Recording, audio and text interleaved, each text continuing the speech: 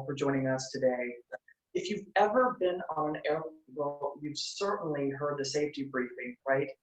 And what we always flight attendants say is, in case of cabin pressure changes, the oxygen masks will fall down. And they always say, be sure to secure your own mask first before helping others. And this is, of course, because if you don't secure that mask first, if you don't take care of yourself first, you'll quickly be unable to help others. This same concept applies in healthcare. We've got to practice self-care so we're able to then provide the best possible care to others.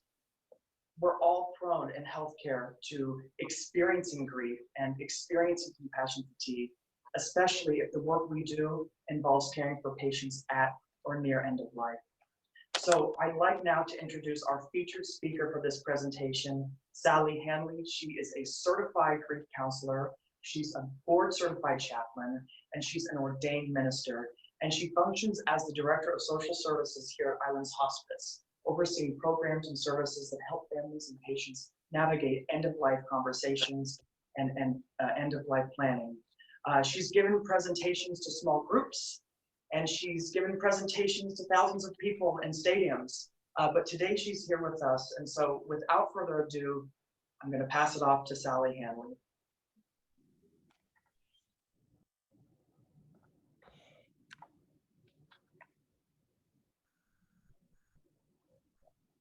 Thank you, Sean. Welcome, everyone. I'm so glad to have you here from the mainland and from the islands, and I hope you enjoyed our Hawaiian music. We send you a big aloha wherever you're joining us from. The things we're going to talk about today are very near and dear to my heart. Most of my work goes towards dealing with people with grief and healthcare workers with compassion fatigue.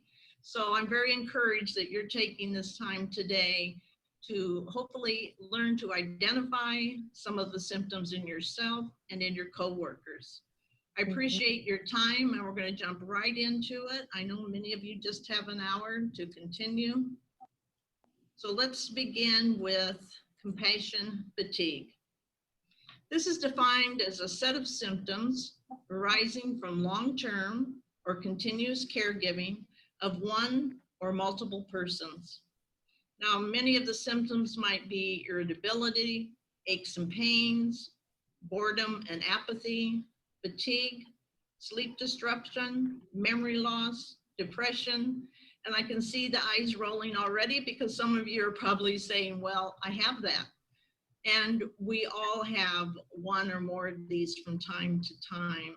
But what we want to look at today is, are you having multiple symptoms, and are you unable to deal with them so that they go away over a period of time? If they're lasting, if you're continuing to have sleepless nights, if you're continuing to be told by others that you're being very irritable or short-tempered, these are the things we want to look at and talk about today. So where does it come from? Well, often it comes from our family of origin. Our mom, our dad, our siblings. And that's not to say that maybe we were raised in abusive situations. Some of us may have. We may have had alcoholic parents. We may have been put in a situation where we became the parent. It may be where someone in your home was ill and you saw that everyone put all their time into caring for that person. And while that might have been good and necessary, it can develop a lack of boundaries. And that's where the issue becomes a problem. If we don't take care of these issues and look at them early in life, we do carry them into adulthood. And eventually they will come out and leak in one way or the other. So let's get into tools to combat compassion fatigue. The first one's to be aware. Often we go through life and we don't even take time to see what we're feeling, how we're acting. Are there changes in our behavior? Are there changes in our coworkers' behavior? So being aware is number one. It all starts there. I'm sure many of you have seen the Caregiver's Bill of Rights. We usually give them to our patients and our families. I would encourage you, if you have not, to go on the web, and you can find them anywhere. Just type in Caregiver's Bill of Rights and you'll see. Very good thing to check in for yourself and look at them periodically. But here are some of the things it addresses. To regain balance. What's your life look like? Is it get up, go to work, come home, get up, go to work, come home? Sometimes it is, and sometimes that's necessary. But over a period of time, are you spending time with family and friends? Are you going out for yourself and taking a walk, getting exercise? Are you spending time alone? So most of us on a regular basis need to just check in and look at how balanced or out of balance is our life. Exercise, eat healthy, get enough sleep, spiritual practices. Well, we can all do better in this area, especially with COVID and having to shelter in for a long period of time. But there's still things you can do and should do for yourself every day. So take a look. That's all. Scan the last week, the last month. When was the last time I did any exercise? When was the last time I really focused in on my eating patterns? And am I sleeping? That's a big one, of course. When we're exhausted, then everything is heightened. And if you're a spiritual person, have you taken time for your spiritual practices? Have you made it a priority, or have you been ignoring it? Take time for yourself. Now, that seems simplistic, but it's not. What are your interests outside of work? Do you read? Do you like music? Do you like exercise? Do you like being with your dog? Do you have interest outside of work? And are you giving those time? Be simplistic. I know it's hard. Many of you go home with children, spouses, partners, people that want things from you when you get home, and it's necessary, an important part of your life. But after you get them in bed, are you maybe taking a long hot bath? Are you just sitting by yourself for a while? Take care of you. As Sean said, if we don't take care of ourselves first, we don't have anything to give to everyone else. So it's very, very important. It's not a selfish act. I think healthcare workers, we're the worst at this. We are just kind of made and created often to take care of other people. It's our gift, it's our strength, but it can be a real weakness if you are completely ignoring yourself and self-care. So again, start little, but do something. Today, you're doing this for yourself. You took the time to come to this, so I applaud you for that. Tomorrow, do something else. Make yourself a priority, even if it's for 15 minutes each day. Express yourself. Some of us don't have a problem expressing ourselves. Some of us do. And I mean in a very healthy way. You know, gratitude journals are really good. We've all heard about those over the years. That's great. I'm not a really good at disciplined of doing this. I do try to take time every night to just think about what I am grateful for, and you'd be surprised how many things we have to be grateful for. But it's also important to express your negative emotions, if we want to label them that way. And I don't think they're really negative always, it's just emotions. How did you feel today? What happened today? I think you'd be very interested if you started a little journal, just in a simple notebook, reflecting on your day and how it made you feel.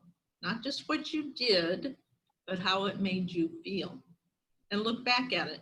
You might pleasantly be surprised, or you might see some areas where it's, wow, I didn't know I felt that way so many days in a row. I need to do something about that. Build a support system.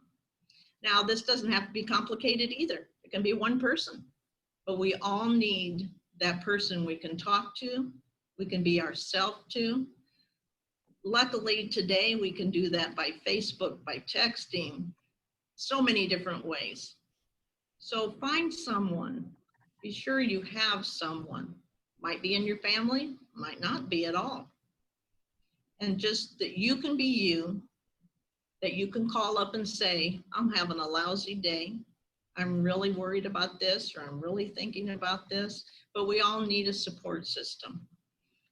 As far as at work, it is great to have a support group if your company will. We have one.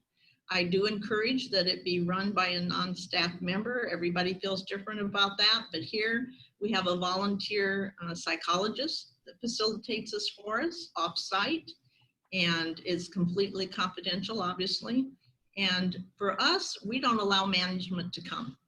We want it to be a place where every worker can feel they can say whatever they want to, and it may be valid, it may not be valid at all, that a leadership would look bad on them for expressing their feelings or having issues, but it puts that to rest for staff, that they don't have to be concerned with that. So we just set ours up that way. But it's very important to have a support system of some kind. And pets, that's a big one for me. I go home and look at those dogs of mine and the whole world goes away. You know, they're unconditionally happy to see you, no matter what kind of day you've had, and they're just happy you're home. It can be, obviously, some people are cat people, whatever your choice of a pet is, they are great comfort, can bring peace. You can pour your emotions out to them and they'll just look at you and love on you. They're also obviously a really good source of exercise. So think about it. Today you can go, you know, we have cat cafes here. I think they're still open. They may not be with COVID, but where you can go in and pet cats, have a cup of coffee. I've heard there's other places where you can go and walk dogs at shelters and things like that. So if you aren't able to have a pet full time, think about going and rent a pet. Okay, let's talk about what not to do, because this is very important too. First of all, we tend to want to blame others, obviously. It's a human reaction. When we have something going on and we're feeling bad about ourselves, it's very hard to look inward. We often will blame others. So if you find yourself doing that, just kind of check in with yourself and say, wow, what's the real issue? Also, I encourage you not to make life-changing decisions. Big life-changing decisions such as changing your job, getting married, getting divorced, moving. Anytime we're tired, exhausted, depressed, anxious, those symptoms of compassion fatigue, not a good time to make life-changing decisions. Grief, and we'll talk about that more later, but I always encourage people, when you're going through something in your life, give yourself 6 months to a year. I encourage a year with grief, because it's a roller coaster ride, and compassion fatigue is the same way. You may feel great one day and refreshed, and the next day it just hits you again. So try not to make big life-changing decisions. Self-medicate. You know, I'm not against going home and having a glass of wine, a drink, whatever your choice is. Obviously, at times we need prescribed drugs to help us through things, but prescribed drugs, someone that's helping oversee that. If you're seeing that all of a sudden, wow, I'm going home and the one glass of wine doesn't help anymore. I'm going through a bottle by myself, or I need 2 bottles to fall asleep. Whatever it is. I mean, it comes in many ways. Food, same way. If I'm going home and I have to have a chocolate cake and I can't have a piece of chocolate cake, I have to eat the whole chocolate cake to feel better. Obviously, there's an issue. So just take a look, reflect. What do you do? How do you deal with your daily work? Healthcare work is hard. It's emotional, it's physical, and we all have to have a way to relax and take care of ourselves. But self-medicating is a real sign that you need some help. Work harder and longer hours. Often we want to ignore everything and just work harder. Take more shifts. And that's not good. That's not going to help. neglect your own needs. Obviously, we've talked about that, but we tend to often in healthcare, and this too can start in our family of origin, become very outward directed, meaning everything is about everyone else we're caring for. We're not self-directed. We don't self-reflect. We feel selfish if we do anything for ourselves. Maybe somebody has told you that. It's always giving, giving. Somewhere we heard it, whether anyone said it or not, it's what we heard. We're here to meet everyone else's needs. And again, that comes from a very good and genuine place, but it can be very self-destructive if it gets out of balance. So don't neglect your own needs. They're important. Let's talk about grief. It's a very natural reaction to a death or loss. And there's a very interesting thing I like people to do that haven't experienced a death maybe in the last year, but to count your losses because you're going to grieve them. Have you moved? Now, we have a lot of military spouses working for us here, and I'm sure in all of your healthcare areas, they have their own set of grief issues. They have to move a lot. They make friends and they've got to move. They get used to an area and they've got to move. That's grief. You might change jobs. Your friends might move away. The death of a pet. There's many losses. And it's interesting when we look at this and see how many losses we've had in a year and realize, we might not have taken time to grieve any of those appropriately. We just pick up and keep on going. So it's very important to look. Grief is natural, it's normal, it's healthy. It can make you more compassionate, have more empathy. It can strengthen you, but only if it's addressed. Each experience is unique. We're unique. We don't know how someone else is feeling when they're grieving. We only know how we feel. So it might be a death of a very close loved one. It might be a loss of a job. Each grief is unique and people uniquely grieve. It's ongoing and influenced by many issues. Frequency of exposure to death is very important. We need to really be aware of that. Has ongoing loss become just another thing to us, become routine? Especially as leadership, we need to be aware. How many losses is someone experiencing on our staff? How frequent are they happening? It can also be influenced, obviously, by other things in our lives, like finances, our health, lack of sleep, all those things we talked about in compassion fatigue. So very important to look at how ongoing is it, how long is the grief lasting, and how many other issues are influencing them. Often the other things in our lives have to be approached and dealt with before we deal with grief. If you're not sleeping, you need to get some help from your doctor perhaps, or a natural remedy to help you sleep. There's just many influences and we need to look at them because it all affects our grief. Okay, we're going to talk specifically about a healthcare issue, and that's disenfranchised grief. Now, this can happen in our personal life too, but it's very common for healthcare workers specifically.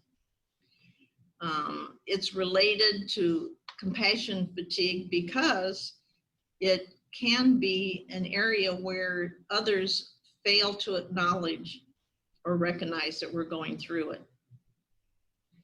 And sometimes we're in an ambivalent culture that develops in our workplace because we deal with death so often, and especially with high frequencies of deaths.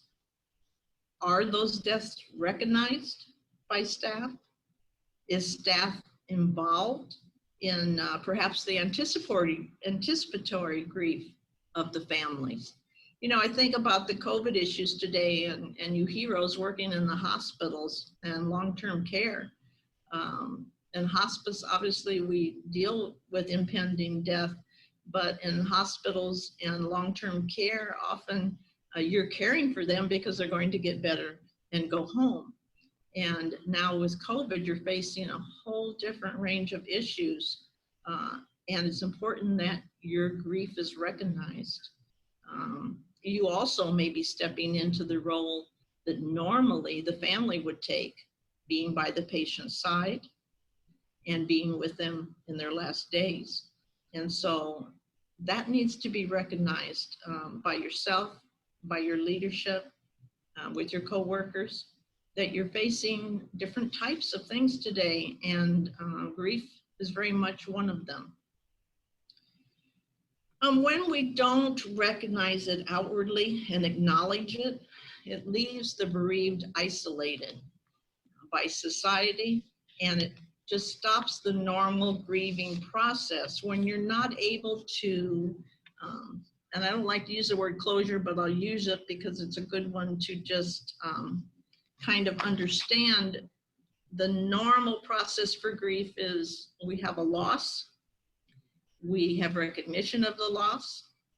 If it's a death, we celebrate that person's life in some form, funeral, memorial service, family discussion, but there's some way that we celebrate the person and what they meant to us. And then we have a funeral, a memorial, a gravesite, a closure of that person's life. Not a closure of your grief, because that goes on, but there is a real ritual that is important. So when we don't have that, when we're not able as a healthcare worker perhaps to attend a funeral or a memorial service, or even to speak to the family and give empathy and compassionate care to them post-death, then it just kind of shuts us off out of the process.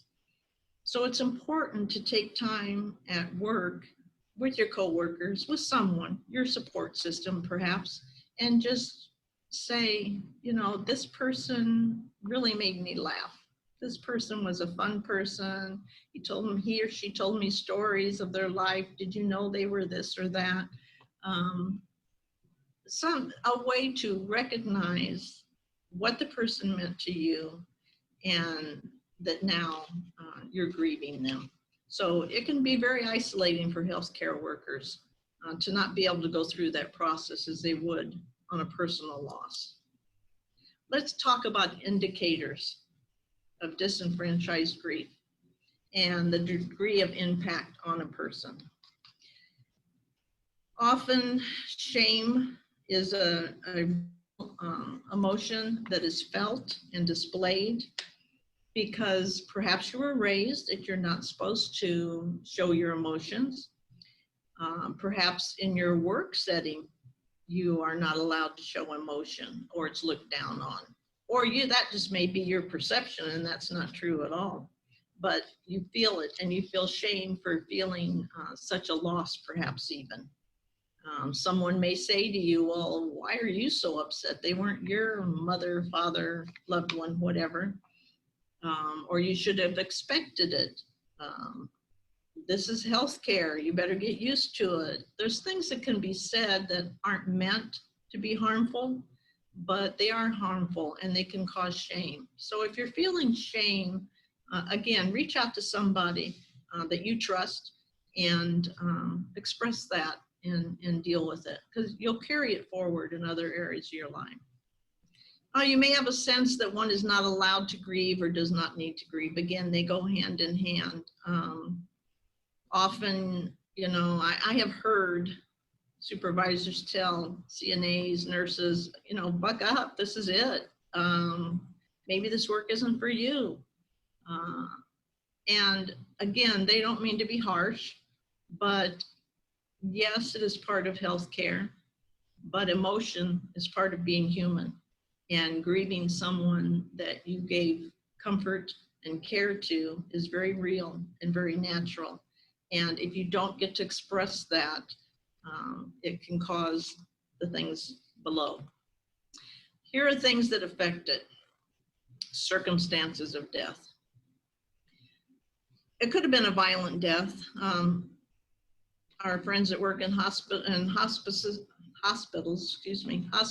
and specifically ERs, trauma centers, will have to deal with sometimes very violent deaths, and that brings a whole array of its own issues of grief.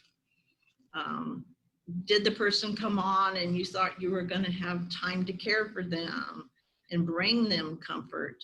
Did they die suddenly and you're like, oh, is there something more I should have done? Did I do what needed to be done for this person in such a short time?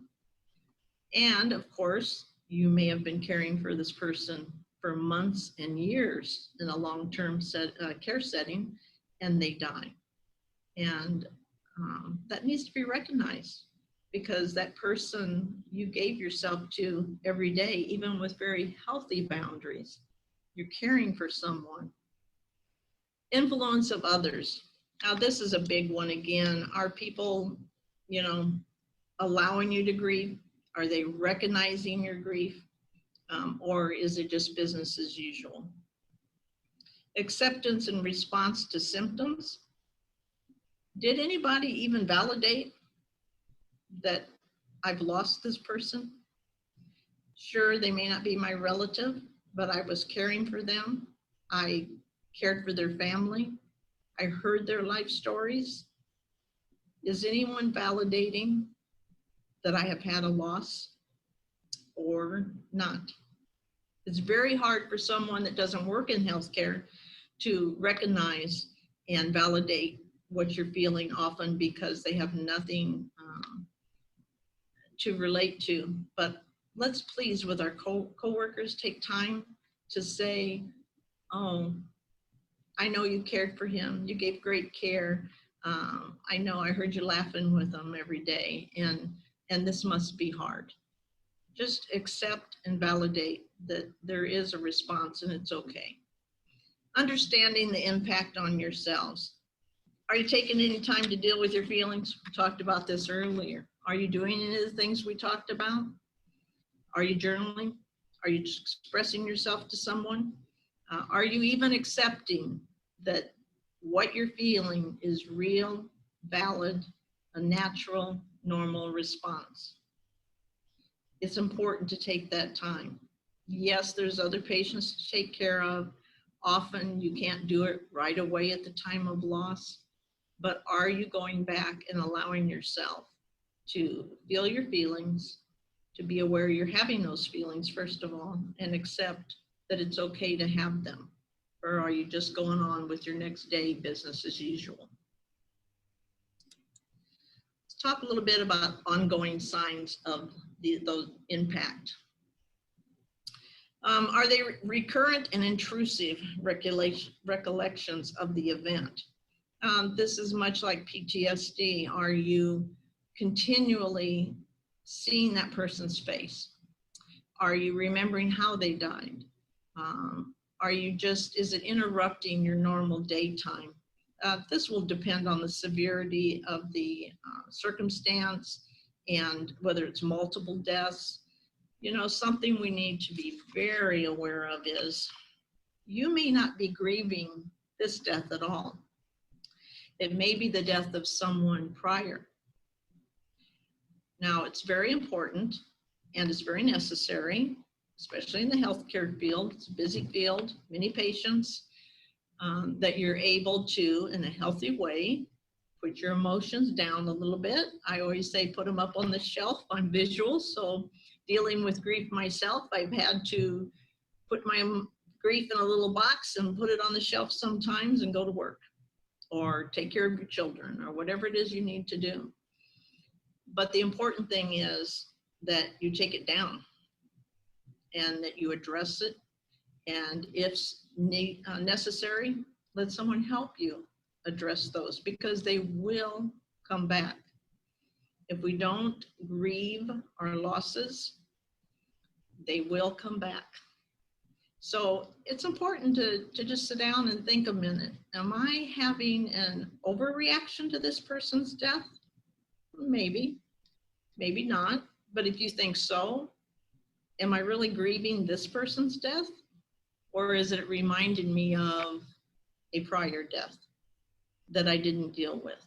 A prior loss of some kind. It doesn't even have to be death, but often it is. Did I ever really grieve losing that job that was so important to me? Did I really ever grieve moving away and leaving my family? It's just important to sit down and look and say, why am I having these recollections of this particular death? And is it out of balance? Am I generally non-responsive or detached? This can manifest by, I'm fine. Smiling when you don't feel like smiling. Again, all these things can be very important to be able to do to continue on with our life. But it's important to look and see, why are we doing it? And again, are we doing it so that we don't have to deal with anything? Am I becoming overly detached to the people I'm caring for and people I'm working with? Professional burnout. I've seen that a lot. And normally, again, it can be because we're not willing to deal with our symptoms that are coming about when they come about. It can show up in a manner of, I don't really care anymore. I'm just going through the motion. Just working for the paycheck. That might be important, or that might be true at certain times in our lives. But for healthcare workers especially, people that are giving compassion, empathy, personal care, we're not working for the paycheck. We're not going to work every day and not caring about what we're doing. So if you're experiencing that, then again, speak to someone, work it out, work through it. It may be that we go through those periods from time to time, but again, it's because we're not doing self-care normally. So if you're feeling really burned out professionally, and it's like, I don't know why I do this work, I don't know why I'm in this line of work, don't make a big life change. Seek help and find out. I personally took a break from hospice for a while because I did feel like I needed a break from dealing with death and dying every day. And it was a good thing, but I ultimately came back because I feel it's my real calling and passion. So it's real, it's valid, and it may be time to change professions. But I just encourage you to seek help first and see how it's manifesting and why you're feeling that way. Depression and anxiety. Well, again, we can have these from time to time, but are you waking up in the morning and your heart is palpitating and you're anxious and you don't want to go to work? Are you not wanting to get out of bed? Not because you're tired, but because you just don't want to get out of bed. You don't want to face the world, your coworkers, your job, your family. And is it prolonged? I always say it's good to take a self-care day and just stay in bed all day if you're feeling depressed. But if you have to stay more than one day, you need to look at it. And why am I feeling that way? And anxiety, of course, is a very true and valid experience, and one that can be helped in many ways, whether it's medically or through meditation and other ways of caring for yourself. But it's just a matter of how much is this showing up. Emotional liability. This again can happen. It's another way of becoming detached, but it's just, you don't trust yourself anymore. You don't trust yourself forming relationships. I don't want to care for anybody ever again. I'm never going through this again. I never want to have this kind of loss again. So I'm not going to build relationships. I'm sure you can see how that's not healthy. We were created for relationships. They're important.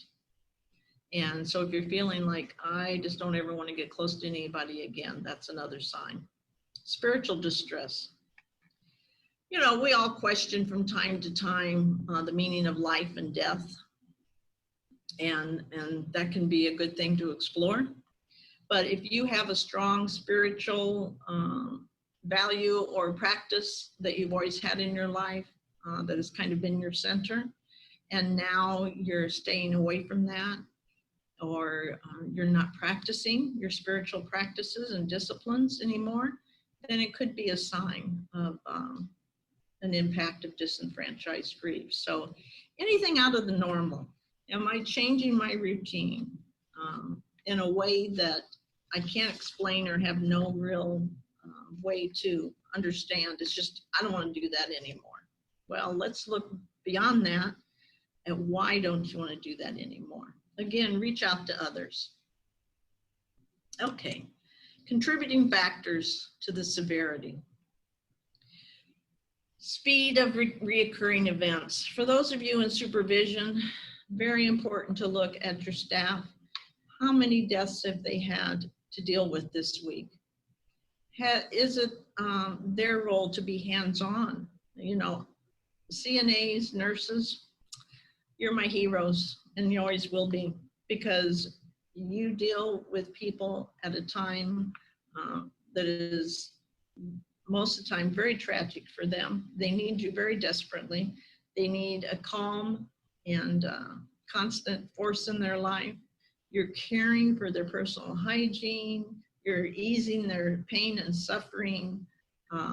When you go through that day after day, and again, don't take time for yourself or to look at your emotions, that's when we get into trouble. So I think it's leadership's responsibility to, especially in a field where there's multiple deaths happening on a regular basis, to be aware and just check in with people.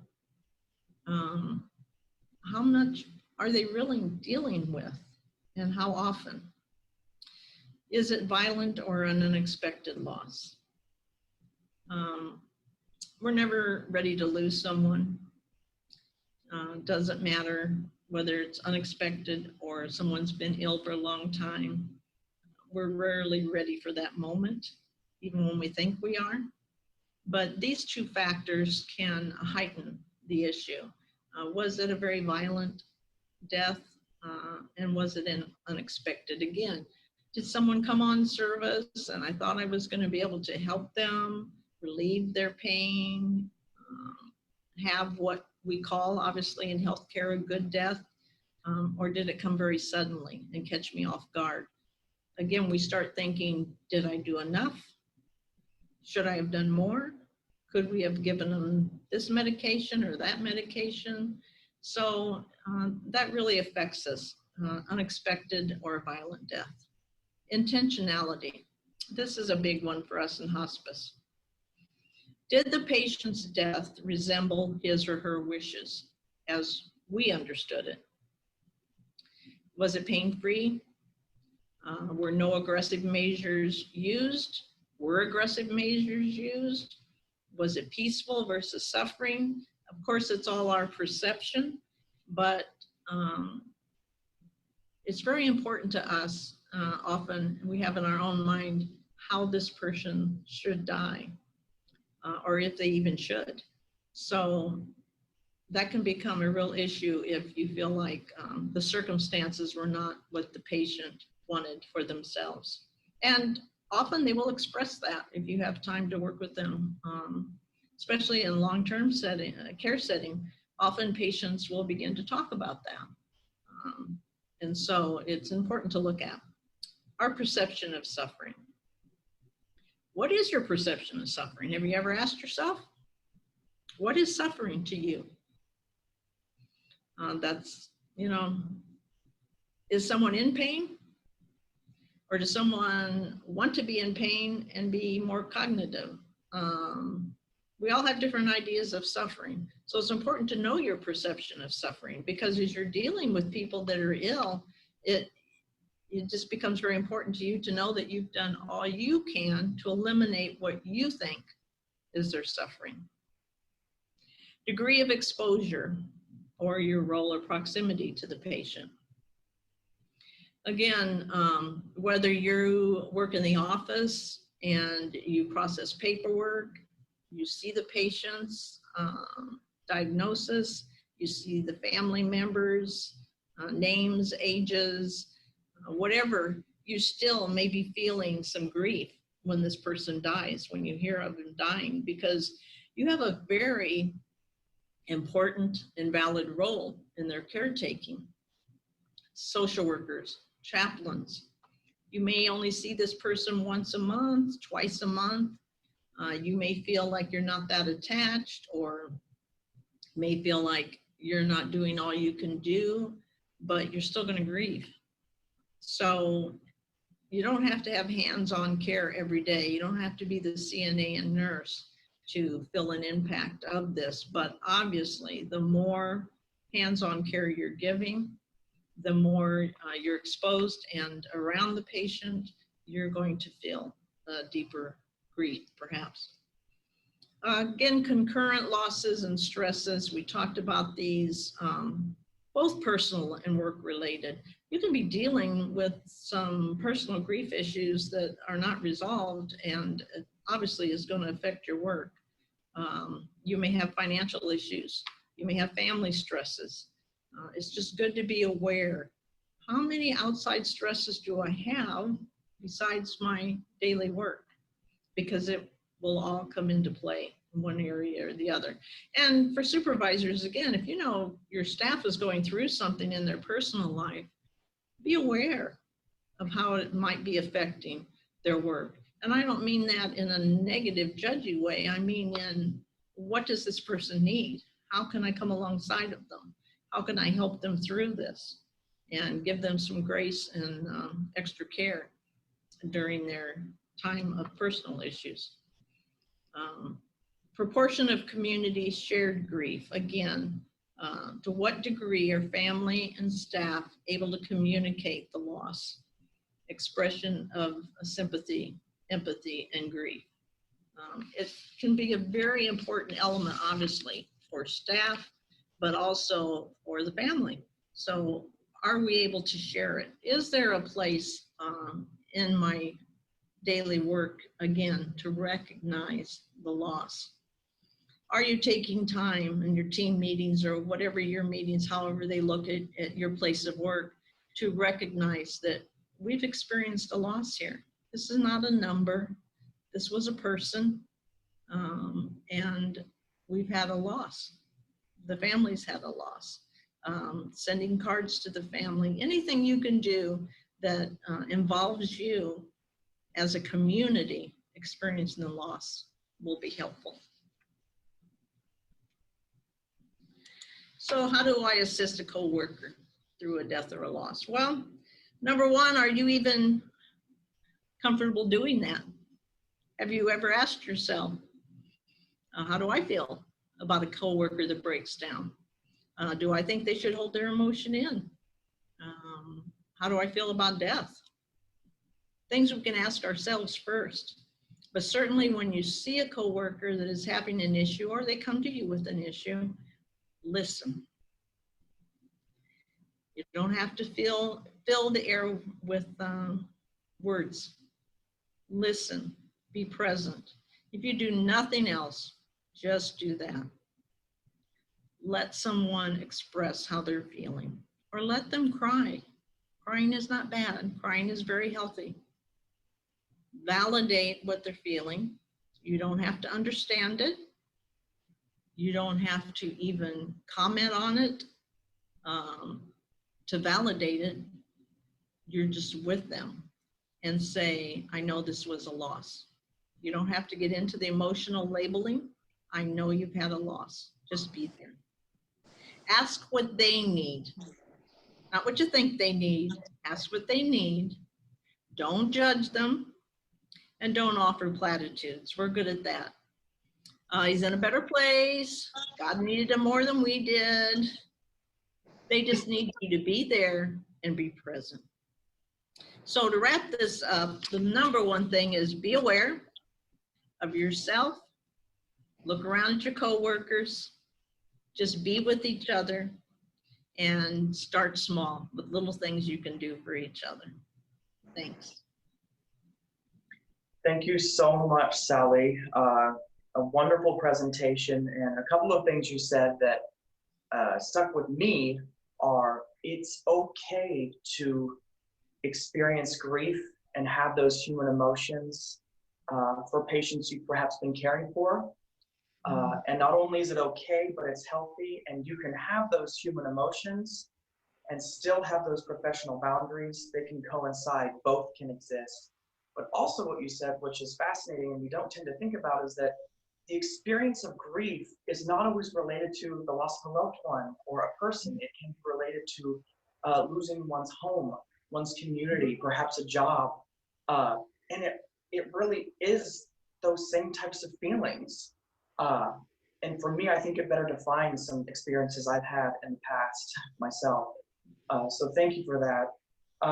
We do have about 10 minutes. I'd like to open up for questions. You can raise your hand.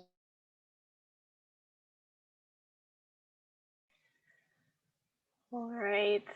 Thank you everyone for sticking around with us. Now we will like to open up for our own kind of Q&A session here with Miss Gloria Bennett. So I didn't catch any questions that were being dropped in the chat or the Q&A box, but if any have popped up between the start of this webinar and now, please take this time to go ahead and drop those in the chat box or use your Q&A feature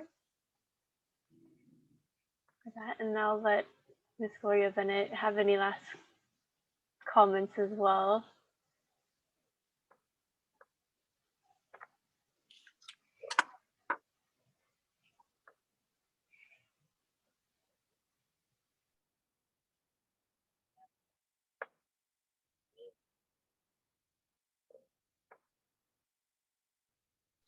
All right, so it doesn't seem like there's still any questions actually coming in. So Mrs. Bennett, did you have any kind of closing comments about the video or things you'd like to leave with our participants?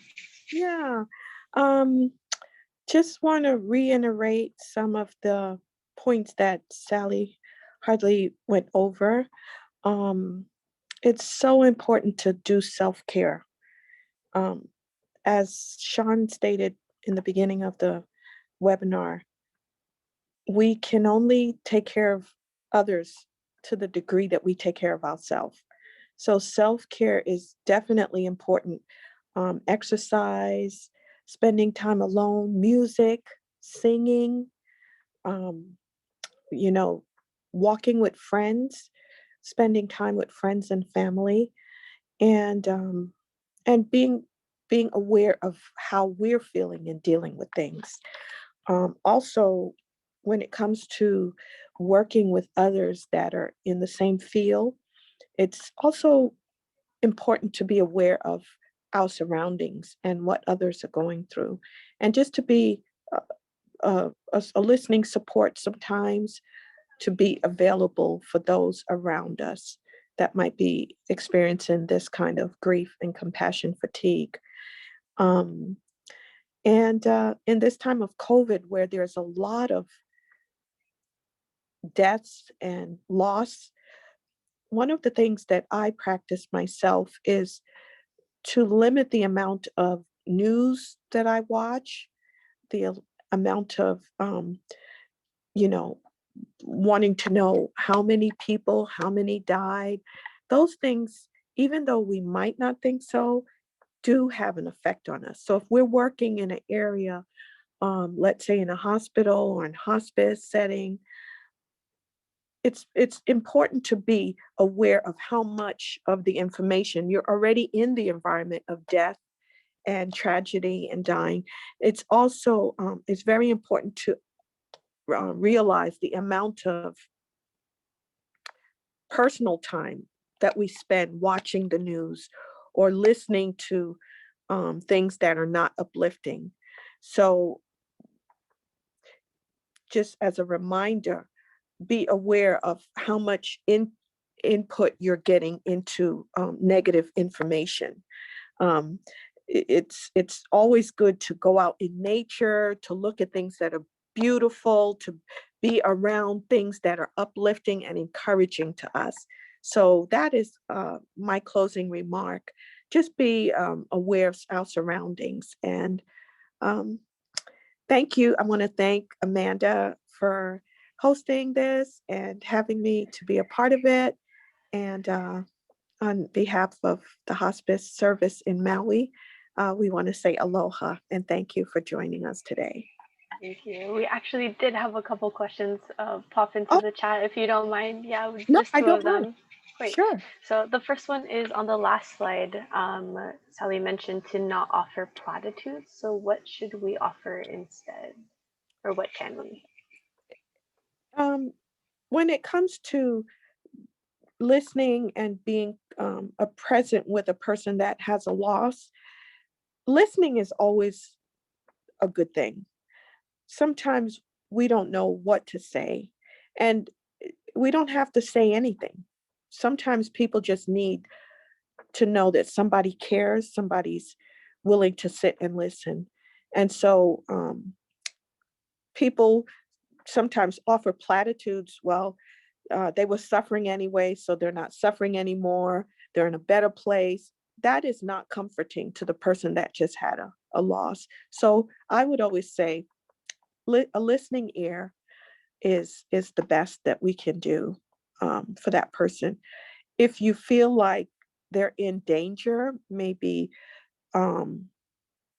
then I would say to recommend that they see their doctor. Um, that's always something that we can offer is I see that you're having a really difficult time with this. Have you thought about seeing your primary care physician? Yeah. So thank you for that question. That's a good question.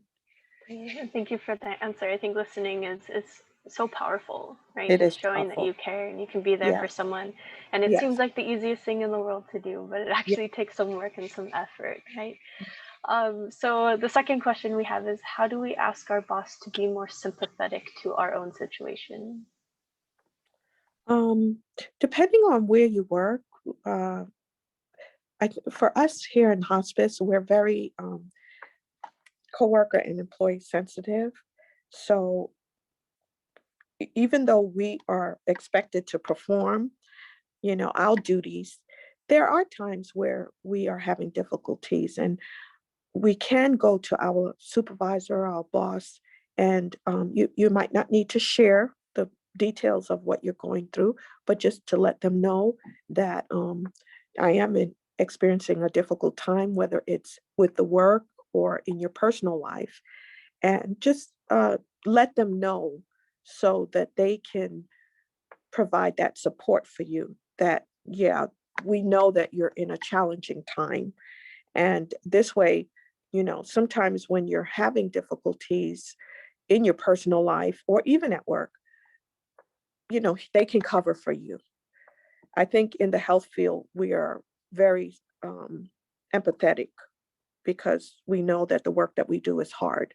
So it's always important to let your supervisor know. And like I said, it doesn't have to be in detail. You don't have to go into detail what it is unless it has something to do with the job. If it's personal, you just need to let them know this is a very difficult time for me. So maybe to ask for time off, if you could have a day or two off. Um, I think the medical profession, especially now with the COVID, are very sensitive to people and what's going on in our community. Great. Thank you so much for your insight and your knowledge. I'm not seeing any other questions that are popping into the chat or the Q&A. So we'll kind of start, I think, closing it out now. We'll hang on for another minute or so if anyone does have any lasting questions. I know we're scheduled to go to a little after 1, but I want to be respectful of all of your time as well and just say thank you for joining us for today during your lunch hour. For a very relevant topic of conversation and discussion, and for being engaged in asking questions. You will be receiving a follow-up email after this webinar concludes that will have a link to the recording. So be on the lookout for that as well. And if you need help in connecting to any kind of resources or services in Hawaii, please feel free to call Mental Health America of Hawaii. We are usually available Monday through Friday during normal quote unquote business hours now. We're always happy to point people in the right direction and connect them to information or services that they might be looking for. But other than that, have a great Aloha Friday. Enjoy your Yeah. long weekend, hopefully. Everyone, practice that self-care. Take care of yourselves. We cannot pour into others if we ourselves are empty.